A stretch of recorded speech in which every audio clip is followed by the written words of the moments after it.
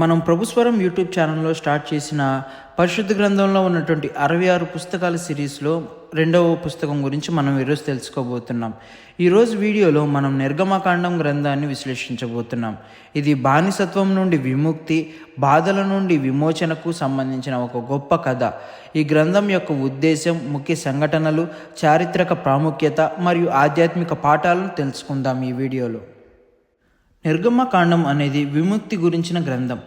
ఇందులో దేవుడు తన ప్రజలను ఐగుప్తు బానిసత్వం నుండి ఎలా విముక్తి చేశాడో మరియు వారిని తన నిబంధన ద్వారా ప్రత్యేక జనాంగంగా ఎలా మార్చాడో చెబుతుంది. ప్రాచీన చరిత్రలో ఐగుప్తు గొప్ప సామ్రాజ్యం. దాని చక్రవర్తి ఫరో క్రింద యాకోబు సంతానమైన ఇశ్రాయేలీయుల బానిసత్వంలో నలుగుచూ ఉన్నారు. ఆ సమయంలో దేవుడు మోషే అనే ఒక సామాన్యుని ఏర్పరచుకొని అతని నాయకత్వంలో తన ప్రజలైన ఇశ్రాయేలీయులకు విడుదల అనుగ్రహించాడు. ఐగుప్తు ఎదుట, ఇశ్రాయేలీయుల ఎదుట దేవుడు గొప్ప అద్భుత క్రియలు చేసి తన మహిమను చూపించాడు. ఐగుప్తు మీదకు 10 తెగులను పంపించాడు. ఎర్ర సముద్రాన్ని చీల్చి తన ప్రజలను ఆరిన నేల మీద అరణ్యంలోకి తీసుకువెళ్ళాడు. 40 సంవత్సరాలు దేవుడు వారి ముందు నడిచాడు. వారి యొక్క భౌతిక, ఆత్మీయ అవసరాలు తీర్చాడు. వారికి తన పరిశుద్ధతను తెలియజేశాడు. వారికి తన ధర్మశాస్త్రాన్ని ఇచ్చి నైతిక విలువలు నేర్పి నీతిలో బ్రతకడం నేర్పించాడు. ఒక ప్రత్యక్ష గుడారాన్ని వారి మధ్య నిర్మించి దేవుడు దానిలో తన ప్రజల మధ్య నివసించాడు. నిర్గమకాండం యొక్క రచయిత చూసుకున్నట్లయితే మోషే.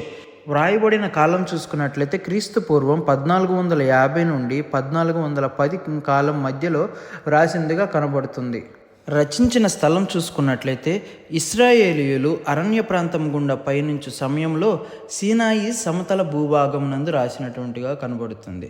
అదేవిధంగా ప్రాముఖ్యమైనటువంటి వచనం చూసుకున్నట్లయితే నిర్గమకాండం 3వ అధ్యాయం 7 నుంచి 10 వచనాలు.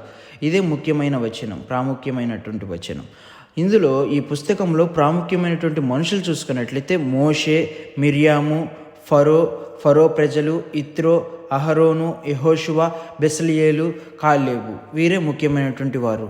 ముఖ్యమైనటువంటి స్థలాలు చూసుకున్నట్లయితే ఐగుప్తు, గోషేను, నైలు నది, మిద్యాను, ఎర్ర సముద్రం, సీనాయి సమతల భూమి, సీనాయి పర్వతం.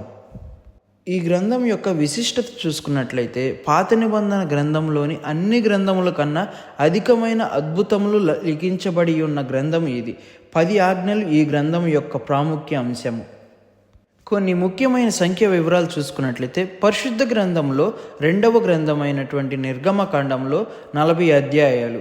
అందులో వచనాలు వచ్చేసరికి 1213 వచనాలు.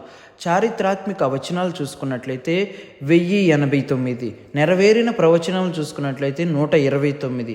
నెరవేరని ప్రవచనాలు చూసుకున్నట్లయితే 2. ప్రశ్నలు వచ్చేసరికి 58. దేవుని సందేశములు 73. ఆజ్ఞలు 827. హెచ్చరికలు 240. వాగ్దానములు 28. మోషే ద్వారా చేయబడిన అద్భుతములలో 35తో కలిపి అద్భుతములు 42. కొన్ని ముఖ్యమైన తేదీలు చూసుకున్నట్లయితే యోసేపు యొక్క మరణం వచ్చేసరికి 1805 క్రీస్తు పూర్వం. అదేవిధంగా మోషే యొక్క జననం వచ్చేసరికి 1526 క్రీస్తు పూర్వం. 10 ఆజ్ఞలు ఇవ్వబడిన కాలం చూసుకున్నట్లయితే క్రీస్తు పూర్వం 1445. ఇజ్రాయేలు కానానులోకి ప్రవేశించిన కాలం వచ్చేసరికి 1406 క్రీస్తు పూర్వం. న్యాయమూర్తుల పాలన ప్రారంభించిన కాలం చూసుకున్నట్లయితే 1375 కాలం క్రీస్తు పూర్వం. క్రీస్తు పూర్వం 1445లో ఇశ్రాయేలీయులు మోషే నాయకత్వం క్రింద ఐగుప్తు విడిచి వెళ్ళారు. మోషే తన 120 ఏళ్ల జీవితమును 3 భాగాలుగా జీవించాడు. మొదటి 40 ఏళ్ళు ఐగుప్తులో రాజకుమారునిగా పెరిగాడు. రెండవ 40 ఏళ్ళు చూసుకున్నట్లయితే మిద్యాను అరణ్యములో అనామకునిగా జీవించాడు. మూడవ 40 ఏళ్ళు చూసుకున్నట్లయితే సీనాయి అరణ్యంలో ఇశ్రాయేలీయులకు నాయకత్వం వహించాడు. 120 ఏళ్ల వయసులో మోషే నెబో పర్వతం మీద మరణించి దేవుని చేత సమాధి చేయబడ్డాడు. పైన ఇవ్వబడినటువంటి కాలాలు ఖచ్చితమైనవైతే కావు, సుమారుగా ఉన్నటువంటి కాలాలు. ఈ వీడియోలో నిర్గమకాండం యొక్క విశ్లేషణ గురించి మనం తెలుసుకున్నాం. మరొక వీడియోలో నిర్గమకాండం యొక్క వివరణ గురించి పూర్తి వివరాలు మనం తెలుసుకుందాం.